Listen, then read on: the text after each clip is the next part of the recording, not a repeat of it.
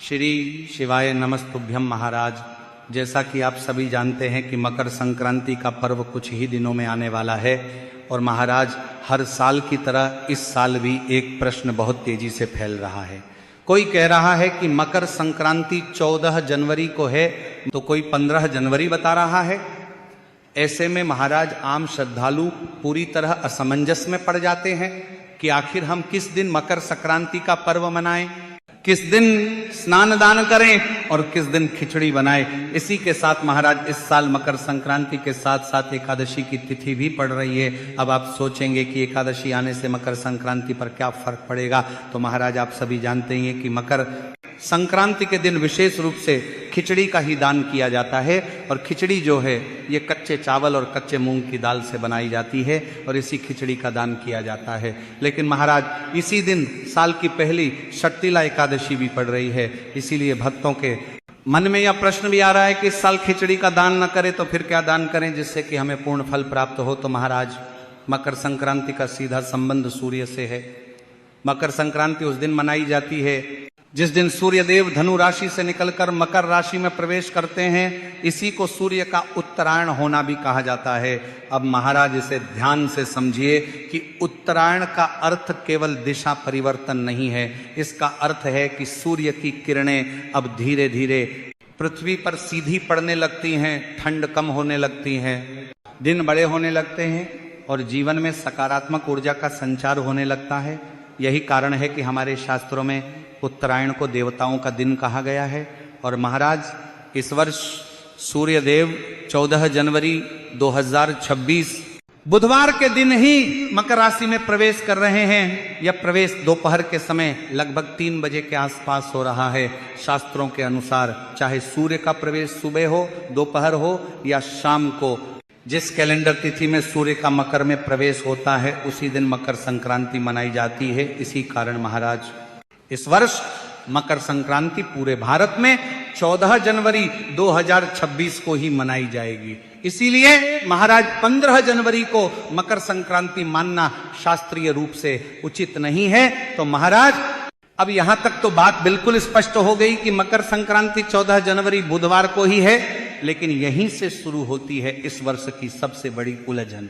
क्योंकि महाराज इसी 14 जनवरी को पौष मास की षट्तिला एकादशी भी पड़ रही है और जैसे ही एकादशी का नाम आता है तो प्रत्येक श्रद्धालु के मन में तुरंत यह नियम याद आता है कि एकादशी के दिन अन्न विशेष रूप से चावल वर्जित होता है। अब महाराज मकर संक्रांति और खिचड़ी का नाम एक दूसरे के बिना अधूरा है, क्योंकि सदियों से परंपरा चली आ रही है कि इस दिन कच्चे चावल और मूंग की दाल मिलाकर खिचड़ी का दान किया जाता है। कहीं कहीं खिचड़ी पकाकर दान की जाती है और घर में भी प्रसाद रूप में ग्रहण की जाती है। लेकिन महाराज जब एक ही दिन एकादशी भी हो और मकर संक्रांति भी, तब आप सभी का भ्रमित होना स्वाभाविक है। इसीलिए महाराज मन में प्रश्न उठता है कि अगर खिचड़ी में चावल है और एकादशी में चावल वर्जित है तो फिर इस बार दान कैसे किया जाए? क्या मकर संक्रांति का दान अधूरा रह जाएगा? क्या खिचड़ी का दान न करने से पुण्य कम हो जाएगा? तो महाराज यही सारे प्रश्न आज लाखों भक्तों के मन में चल रहे हैं। इसीलिए इस वीडियो का उद्देश्य केवल जानकारी देना नहीं बल्कि भ्रम को दूर करना और धर्म का सही मार्ग दिखाना है। तो महाराज एकादशी का नियम बहुत स्पष्ट है कि इस दिन चावल को खाना या पकाना और दान करना सख्त मना होता है। इसलिए भक्तों इस वर्ष 14 जनवरी को मकर संक्रांति होने के बावजूद खिचड़ी का दान उस दिन करना उचित नहीं माना जाएगा। अब महाराज यहीं पर बहुत लोग निराश हो जाते हैं। उन्हें लगता है कि अगर खिचड़ी का दान नहीं हुआ तो मकर संक्रांति अधूरी रह गई। लेकिन महाराज यह सोच अधूरी है, क्योंकि मकर संक्रांति केवल खिचड़ी का पर्व नहीं है, यह दान, पुण्य, सेवा और त्याग का पर्व है। और दान का वास्तविक भाव वस्तु में नहीं भावना में छिपा होता है। तो महाराज षट्तिला एकादशी को साधारण एकादशी समझना बहुत बड़ी भूल होगी। ये वर्ष की पहली एकादशी होती है और इसका महत्व अन्य एकादशियों से भी अधिक माना गया है। शास्त्रों में बताया गया है कि इस एकादशी का नाम ही तिल के ऊपर रखा गया है, क्योंकि इस दिन तिल का दान, तिल का सेवन और तिल से संबंधित कार्य विशेष फल देने वाले माने गए हैं। इसीलिए महाराज अब जरा ध्यान से समझिए। एक और मकर संक्रांति जिसमें तिल और गुड़ का विशेष महत्व है, दूसरी ओर षट्तिला एकादशी जिसमें तिल को मोक्षदायक बताया गया है। और जब दो ऐसे पर्व एक साथ आते हैं जिनका केंद्र बिंदु तिल हो, तो यह कोई संयोग नहीं बल्कि एक दिव्य संकेत होता है। यह संकेत हमें बताता है कि इस वर्ष मकर संक्रांति पर तिल दान का महत्व कई गुना बढ़ गया है। अब महाराज, बहुत से लोग ये भी पूछते हैं कि खिचड़ी का दान क्यों इतना महत्वपूर्ण माना गया है। तो इसका उत्तर यह है कि खिचड़ी में चावल और दाल दोनों होते हैं जो अन्न का पूर्ण रूप माने जाते हैं। अन्नदान को सभी दानों में श्रेष्ठ बताया गया है। इसी कारण मकर संक्रांति पर खिचड़ी का दान सबसे बड़ा पुण्य माना गया। लेकिन महाराज, जब शास्त्र स्वयं एकादशी के दिन चावल दान को वर्जित कर रहे हैं, तो धर्म हमें यह भी सिखाता है कि विकल्प भी धर्म का ही भाग होता है। इसीलिए शास्त्र कहते हैं कि यदि किसी कारणवश मुख्य दान न किया जा सके तो उसी भाव से किया गया वैकल्पिक दान भी उतना ही फल देता है। और महाराज, यही कारण है कि इस वर्ष मकर संक्रांति पर काले तिल और गुड़ का दान खिचड़ी दान के समान ही नहीं बल्कि कई गुना अधिक फलदायक बताया गया है। क्योंकि तिल को शास्त्रों में पाप नाशक कहा गया है। कहा जाता है कि तिल में भगवान विष्णु का वास होता है और गुड़ में माता लक्ष्मी की कृपा मानी जाती है। जब तिल और गुड़ एक साथ दान किए जाते हैं तो वह दान केवल शरीर को नहीं, आत्मा को भी शुद्ध करता है। इसीलिए महाराज, आप चाहें तो काले तिल और गुड़ को अलग अलग भी दान कर सकते हैं, और यदि संभव हो तो तिल और गुड़ से बने हुए लड्डू का दान करना तो और भी श्रेष्ठ माना गया है। अब महाराज, यहाँ एक बात बहुत जरूरी है। कुछ लोग सोचते हैं कि अगर हमने 14 जनवरी को खिचड़ी का दान नहीं किया तो 15 जनवरी को कर लें ताकि मन को संतोष मिल जाए। तो भक्तों, शास्त्रीय रूप से देखें तो 15 जनवरी को खिचड़ी का दान किया जा सकता है, उसमें भी कोई दोष नहीं है। लेकिन मकर संक्रांति का विशेष पुण्य काल 14 जनवरी को ही होता है। इसलिए यदि आपको पूर्ण फल चाहिए तो 14 जनवरी को ही तिल गुड़ का दान करना सर्वोत्तम रहेगा। अब महाराज, ये भी समझना जरूरी है कि दान केवल वस्तु देने का नाम नहीं है। दान का अर्थ है अपने भीतर के अहंकार, संग्रह और लोभ का त्याग। अगर कोई व्यक्ति सच्चे मन से तिल गुड़ का छोटा सा दान भी करता है तो वो उस व्यक्ति से श्रेष्ठ माना गया है जो दिखावे के लिए बड़ा दान करता है। तो महाराज, अब तक हमने यह समझ लिया कि इस वर्ष मकर संक्रांति और षट्तिला एकादशी एक साथ पड़ने से खिचड़ी का दान संभव नहीं है, लेकिन तिल और गुड़ के दान से भी आपको कई गुना अधिक पुण्य फलों की प्राप्ति होगी। अब महाराज, हमारे शास्त्र कहते हैं कि दान का मूल्य वस्तु से नहीं, भाव से तय होता है। अगर कोई व्यक्ति बहुत साधारण वस्तु भी पूरे श्रद्धा भाव से दान करता है तो उसका फल उस व्यक्ति से कहीं अधिक होता है जो महंगी वस्तुओं का दान केवल दिखावे के लिए करता है। क्योंकि मकर संक्रांति का समय विशेष रूप से सेवा और करुणा का समय माना गया है। ये वही समय है जब ठंड अपने चरम पर होती है और गरीब, असहाय, वृद्ध और सड़क किनारे रहने वाले लोग इस ठंड को सबसे अधिक सहते हैं। ऐसे में महाराज, अगर किसी को गर्म कपड़े या कंबल का दान किया जाए तो वह दान केवल शरीर को गर्मी नहीं देता बल्कि दान करने वाले के हृदय को भी करुणा से भर देता है।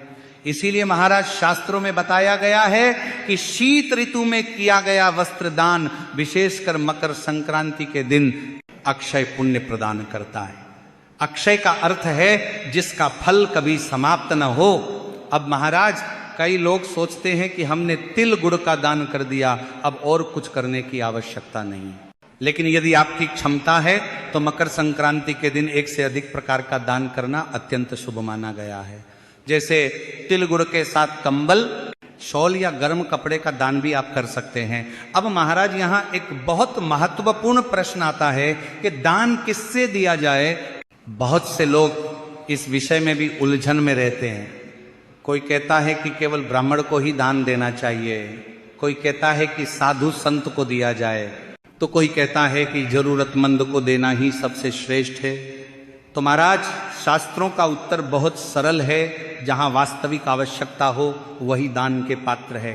अगर कोई व्यक्ति सच में ठंड से कांप रहा है, भूखा है, असहाय है, तो उसे दिया गया दान सीधे ईश्वर तक पहुंचता है। महाराज, स्वयं भगवान श्री कृष्ण ने गीता में कहा है कि जो मेरी बनाई हुई सृष्टि की सेवा करता है वही वास्तव में मेरी पूजा करता है। इसलिए आप तिल गुड़ का दान किसी गरीब व्यक्ति को दें, कंबल किसी जरूरतमंद को दें, या मंदिर जाकर पंडित जी को दक्षिणा दें, तीनों ही प्रकार का दान पुण्यदायक है। महाराज, अब बात करते हैं दक्षिणा की। अक्सर लोग दान में केवल वस्तु दे देते हैं और दक्षिणा देना भूल जाते हैं, लेकिन शास्त्र कहते हैं कि कोई भी दान बिना दक्षिणा के अधूरा माना जाता है। दक्षिणा का अर्थ यह नहीं है कि बहुत बड़ी राशि दी जाए, दक्षिणा का अर्थ है दान में हुई किसी भी कमी को श्रद्धा से पूरा करना। महाराज, अगर आपने तिल और गुड़ का दान किया है तो उसके साथ अपनी सामर्थ्य अनुसार कुछ धनराशि अवश्य रखें। यह राशि 11 रुपए हो सकती है, 51 रुपए हो सकती है, 101 रुपए हो सकती है, या उससे अधिक भी। महाराज, राशि बड़ी या छोटी नहीं देखी जाती, भाव देखा जाता है। दक्षिणा देने से दान में पूर्णता आती है। कहा जाता है कि दक्षिणा के बिना किया गया दान रास्ते में ही रुक जाता है, और दक्षिणा के साथ किया गया दान सीधे पुण्य लोक में पहुंचता है। इसीलिए महाराज, मकर संक्रांति के दिन किया गया दान पूरे वर्ष का प्रभाव देता है। इस दिन दान किया गया एक छोटा सा कार्य भी पूरे साल शुभ फल प्रदान करता है। इसीलिए हमारे पूर्वज कहते थे कि चाहे सामर्थ्य कम हो, लेकिन मकर संक्रांति के दिन खाली हाथ मत रहो। इस दिन दिया गया दान हमें केवल भौतिक सुख नहीं देता, बल्कि हमारे जीवन में शांति, संतुलन और सकारात्मकता भी लाता है। अब महाराज, यहां एक और प्रश्न उठता है कि अगर कोई व्यक्ति किसी कारणवश 14 जनवरी को दान न कर पाए, अगर कोई बीमारी, यात्रा या पारिवारिक परिस्थिति के कारण दान से वंचित रह जाए, तो क्या उसका मकर संक्रांति का पुण्य समाप्त हो जाता है? तो शास्त्र इसका उत्तर भी बहुत करुणा के साथ देते हैं। कहा गया है कि भाव से किया गया मानसिक दान भी फल देता है। इसीलिए यदि आप 14 जनवरी को मन ही मन यह संकल्प लें कि हे भगवान, आज मैं अपनी सामर्थ्य अनुसार दान करना चाहता हूं, पर परिस्थिति के कारण संभव नहीं है, तो मेरी भावना को स्वीकार कीजिए, तो ऐसा संकल्प भी व्यर्थ नहीं जाता। क्योंकि महाराज, धर्म इतना कठोर नहीं है कि वह परिस्थिति न समझे। ईश्वर भावना देखते हैं, साधन नहीं। अब बात करते हैं 15 जनवरी की। बहुत से लोग ये पूछते हैं कि क्या 15 जनवरी को खिचड़ी का दान किया जा सकता है? तो महाराज, शास्त्रीय दृष्टि से उत्तर यह है कि हाँ, 15 जनवरी को खिचड़ी का दान किया जा सकता है। उसमें कोई दोष नहीं है, क्योंकि उस दिन एकादशी नहीं है। लेकिन यह समझना जरूरी है कि 15 जनवरी को किया गया खिचड़ी दान मकर संक्रांति विशेष पुण्य नहीं देगा, बल्कि वह सामान्य अन्नदान के पुण्य में ही गिना जाएगा। इसीलिए यदि कोई व्यक्ति ये सोचकर 15 जनवरी को खिचड़ी दान करता है कि मैंने मकर संक्रांति का दान कर लिया, तो यह सोच शास्त्र सम्मत नहीं है। मकर संक्रांति का विशेष पुण्य काल 14 जनवरी को ही है, और इस वर्ष उस पुण्य काल में तिल गुड़ वस्त्र कंबल और सेवा का दान ही श्रेष्ठ माना गया है। महाराज, अब कुछ सावधानियां भी जान लेना बहुत आवश्यक है। दान करते समय कभी भी अहंकार न रखें। दान देते समय किसी को नीचा न दिखाएं। दान देकर उसका प्रचार न करें। शास्त्र कहते हैं कि जो दान दिखावे के लिए किया जाता है वह पुण्य नहीं, केवल समाज की प्रशंसा देता है। इसीलिए दान हमेशा दाएं हाथ से करें और मन शांत रखें। दान देते समय मन में किसी प्रकार की खिन्नता या मजबूरी का भाव न हो। और महाराज, दान कभी भी सूर्यास्त के बाद नहीं करना चाहिए। विशेषकर मकर संक्रांति जैसे पर्व पर प्रातः स्नान करके स्वच्छ वस्त्र धारण करके दान करना सबसे उत्तम माना गया है। महाराज, अब अंत में एक बहुत सुंदर बात, मकर संक्रांति केवल दान का पर्व नहीं है, ये दिशा बदलने का पर्व है। जैसे सूर्य अपनी दिशा बदलता है, वैसे ही हमें भी अपने जीवन की दिशा बदलनी चाहिए। क्रोध से शांति की ओर, लोभ से संतोष की ओर, और स्वार्थ से सेवा की ओर। अगर इस मकर संक्रांति पर आपने अपने भीतर थोड़ा सा भी सकारात्मक परिवर्तन कर लिया, तो समझिए कि आपने सबसे बड़ा दान कर दिया। महाराज, अंत में यही कहना चाहूंगा कि इस वर्ष 14 जनवरी 2025 बुधवार के दिन ही मकर संक्रांति है। एकादशी होने के कारण चावल और खिचड़ी का दान इस दिन न करें। इसके स्थान पर तिल गुड़ के लड्डू, कंबल, वस्त्र और सेवा का दान करें। दान के साथ सामर्थ्य अनुसार दक्षिणा अवश्य रखें। और महाराज अगर अब भी आपके मन में कोई प्रश्न है तो आप निसंकोच कमेंट में पूछ सकते हैं, और यह भी जरूर बताइए कि आप ये वीडियो भारत देश के किस कोने से देख रहे हैं। धन्यवाद।